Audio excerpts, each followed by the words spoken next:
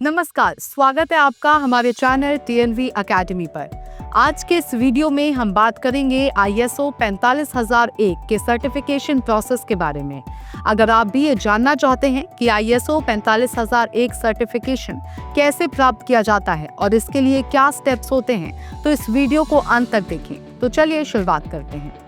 प्रारंभिक मूल्यांकन अर्थात इनिशियल असेसमेंट।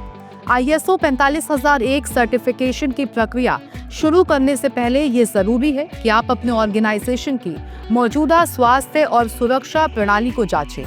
ये रिव्यू ये तय करने में मदद करेगा कि आपकी सुरक्षा व्यवस्था सही दिशा में है या इसमें सुधार की जरूरत है। अंतराल विश्लेषण अर्थात गैप एनालिसिस। इस स्टेप में आप ये पहचानते हैं कि आपकी मौजूदा सुरक्षा प्रणाली में ISO 45001 के स्टैंडर्ड्स के हिसाब से क्या कमी है। इस प्रक्रिया को गैप एनालिसिस कहा जाता है। इसमें आपको ये देखना होगा कि किस क्षेत्रों में सुधार की जरूरत है। सुधारात्मक कदम अर्थात करेक्टिव एक्शंस। गैप एनालिसिस के बाद आपको अपनी सुरक्षा प्रणाली को सुधारने के लिए जरूरी बदलाव करने होंगे। इसमें शामिल हो सकता है नए सुरक्षा नियमों को लागू करना, कर्मचारियों को ट्रेनिंग देना, रिस्क मैनेजमेंट प्रोसेस को मजबूत करना। दस्तावेजीकरण अर्थात डॉक्यूमेंटेशन। ISO 45001 सर्टिफिकेशन के लिए आपको अपनी सुरक्षा नीतियों, प्रक्रियाओं और उपायों को लिखित रूप में रखना होगा। इसमें शामिल होना चाहिए सुरक्षा नीति, रिस्क असेसमेंट रिपोर्ट और ट्रेनिंग रिकॉर्ड्स। प्रशिक्षण और जागरूकता अर्थात ट्रेनिंग और अवेयरनेस। आपके कर्मचारियों को नए सुरक्षा नियमों और प्रक्रियाओं के बारे में अच्छी तरह से जागरूक होना चाहिए। इसके लिए आप रेगुलर ट्रेनिंग प्रोग्राम आयोजित करें, कर्मचारियों को कार्यस्थल की सुरक्षा के महत्व को समझाएं। आंतरिक ऑडिट अर्थात इंटरनल ऑडिट। ISO 45001 सर्टिफिकेशन प्राप्त करने से पहले आपको अपनी सुरक्षा प्रणाली की ऑडिट करनी होती है।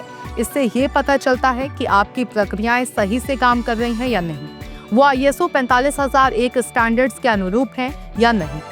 प्रमाणन के लिए आवेदन अर्थात सर्टिफिकेशन एप्लीकेशन।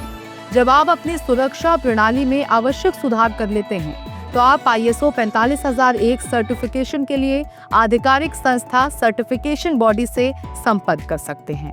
ये एक एक्सटर्नल ऑर्गेनाइजेशन होता है जो आपकी सुरक्षा प्रणाली का स्वतंत्र रूप से मूल्यांकन करता है। बाहरी ऑडिट अर्थात एक्सटर्नल ऑडिट।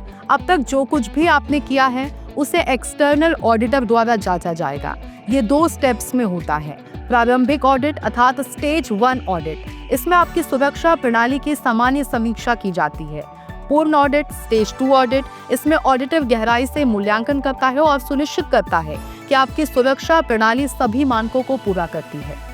प्रमाणन प्राप्त करें अर्थात सर्टिफिकेशन अवार्ड।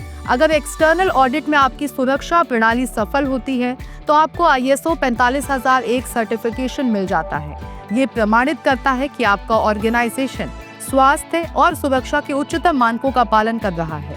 तो आज हमने सीखा कि ISO 45001 सर्टिफिकेशन प्रोसेस क्या है और इसे अपने ऑर्गेनाइजेशन में कैसे लागू करें।